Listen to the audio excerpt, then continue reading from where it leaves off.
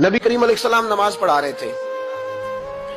जोहर की नमाज थी या असर की नमाज थी, सही मुस्लिम में मौजूद है। हजरत अबू हुरैरा फरमाते हैं नमाज पढ़ाते पढ़ाते नबी पाक ने कदम आगे किया, नमाज पढ़ाते पढ़ाते कदम आगे किया और यूं हाथ उठाया फिर वापस कर लिया।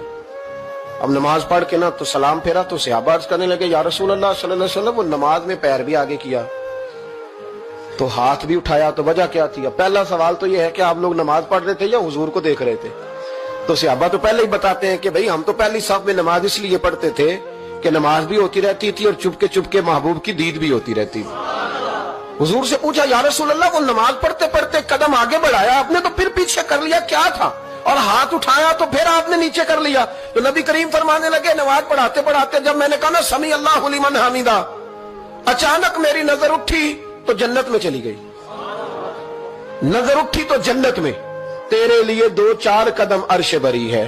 तो महबूब फरमाते हैं जब मेरी ऊपर नजर गई ना तो मैंने देखा कि अंगूरों का एक खोशा लटक रहा है जन्नत में, तो मैंने हाथ बढ़ाया कि तोड़ लूं।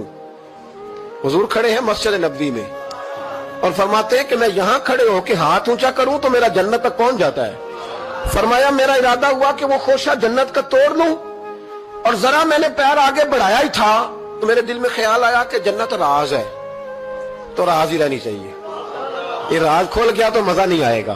तो मैंने फिर वो हाथ वापस कर लिया। सहाबा कहते हैं जब नबी करीम ने ये बयान किया तो हमारे चेहरे ने तजस्सुस से खेल उठे, तजस्सुस से हम कोई बात और भी सुनना चाहते थे। तो महबूब फरमाने लगे अगर मैं वो खोशा तोड़ के ले आता और तुम्हें दे देता तुम कयामत तक भी खाते रहते तो तुमसे खत्म नहीं होना था। ये सही मुस्लिम की हदीस है। ओ भाई, मेरे रसूल करीम के वाक़या में राज पे शिकवा करना, कहना समझ में नहीं आती कैसे गए थे।